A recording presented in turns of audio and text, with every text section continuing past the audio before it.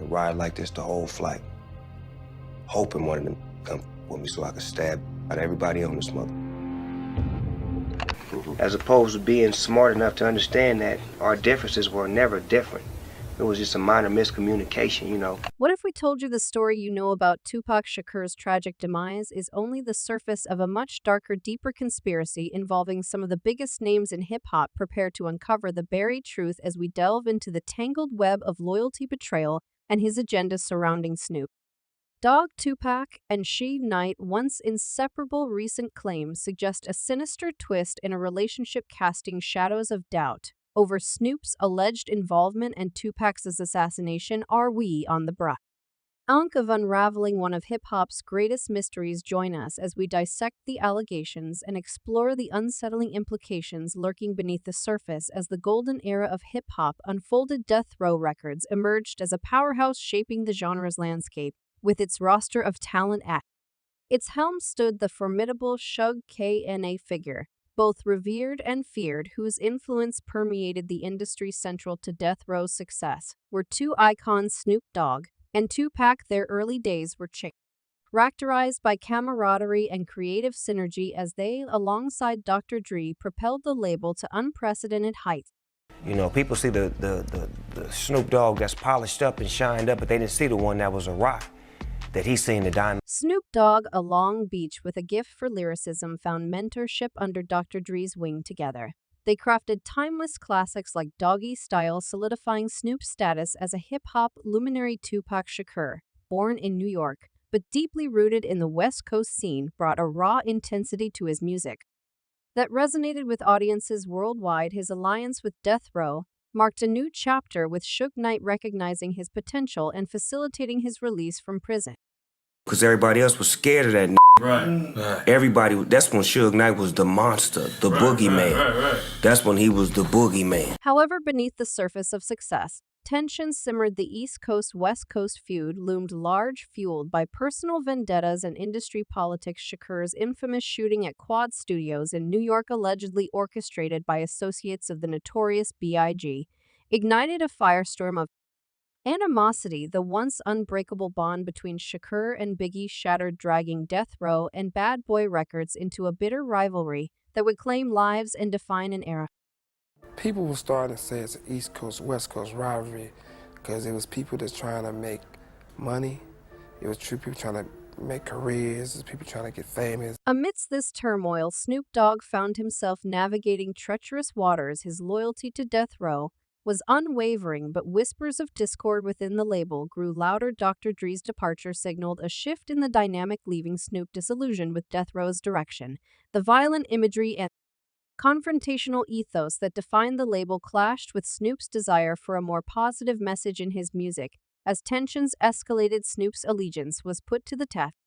So I consider my rap as a conversation more or less than a rap, because if you take the music off and just listen to my words, it's like I'm conversating with you rather than screaming and hollering over the music. The turning point came with Shakur's untimely demise. The loss reverberated through the hip-hop community, casting a shadow over Death Row and igniting speculation about Snoop's role in the tragedy. Rumors swirled, fueled by Snoop's own admission of carrying a knife in fear of retaliation from Shakur and Suge. The specter of betrayal haunted Snoop, threatened to unravel his legacy and tarnish his reputation. As if I was scared. Death Row looked at me as like a traitor. The next day, in the aftermath of Shakur's demise, Death Row's empire began to crumble. Suge Knight's incarceration dealt a crippling blow, leading the label adrift in a sea of uncertainty. Amidst the chaos, Snoop Dogg made a bold decision to part ways with Death Row, seeking refuge under Master P's No Limit Records.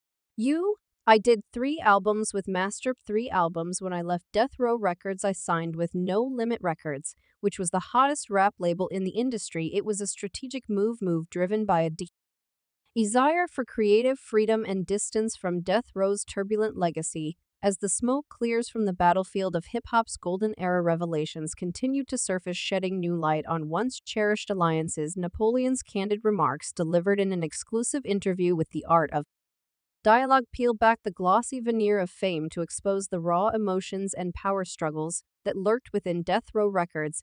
I never came across anything with Peace was saying he wanted to make right.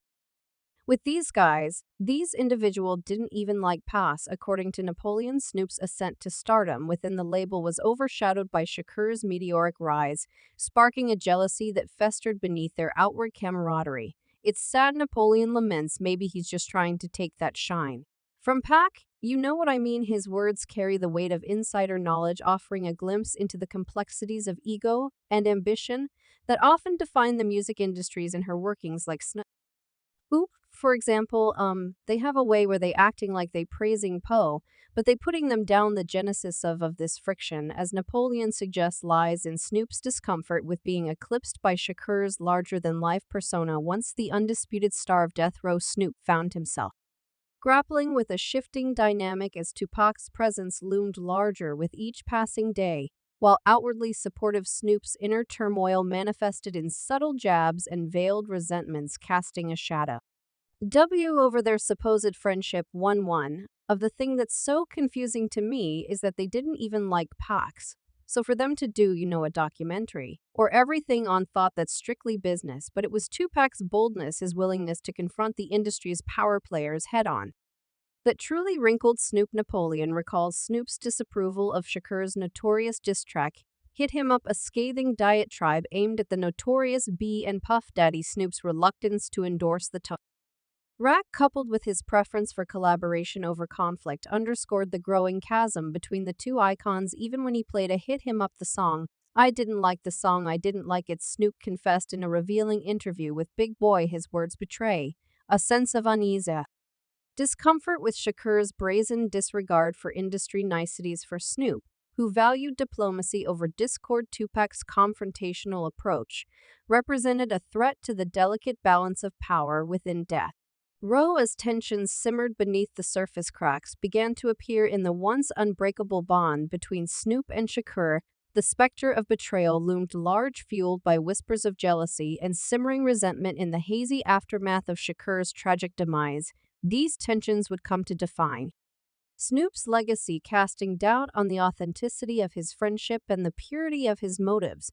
When it comes to rewriting history, is try to rewrite history, yet amidst the turmoil, one question remains unanswered. Was Snoop truly a victim of circumstance, or did he play a more active role in the unraveling of his friendship with Shakur? Napoleon's allegations cast a shadow of doubt over Snoop's motives, painting him not as a loyal friend, but as a cunning opportunist driven by envy and ambition. But there are direct accusations indicating that Snoop not only hated Tupac, but also tried to get rid of him in the most radical way possible. In a recent installment, Suge Knight reignited the flame of controversy by leveling accusations at Snoop Dogg, insinuating a potential connection to the tragic demise of Tupac's. The bombshell dropped as Knight addressed questions regarding Diddy's alleged involvement in Shakur's assassination, swiftly redirecting the spotlight onto Snoop with a tone laden with significance. Knight emphasized the need for a face-to-face confrontation, asserting, I really got to have a real conversation with Smo. These words dripping with implication cast a shadow over Snoop Dogg's reputation and legacy, leaving fans and critics alike clamoring for answers. But Knight's revelations didn't stop there. He delved into the intricate web of events leading up to that feat night in Las Vegas, suggesting that Snoop may have possessed foreknowledge of the attack. Allegations surfaced regarding a conversation between Snoop and the Dog Pound rapper Do Dillinger, wherein Snoop purportedly warned against accompanying the death row entourage to Vegas, cryptically stating, "Something's gonna happen if I wouldn't have talked to him and got him to come over to my house. He probably would have been right there in the car with them." Such claims, if substantiated, could potentially unravel the carefully constructed narrative surrounding Shakur assassination, leaving the hip-hop community reeling in disbelief. Reactions from the hip-hop community are swift and impassioned, with fans and industry insiders alike grappling with the implications of Knight's action. Accusation speculation is running rampant as social media platforms buzz with conjecture and debate, with some staunchly defending Snoop's integrity, while others entertain the notion of his involvement in Shakur's untimely demise in the broader context of their tumultuous relationship. Knight Allegations add another layer of complexity to the already fraught dynamic between Snoop Dogg and Tupac Shakur.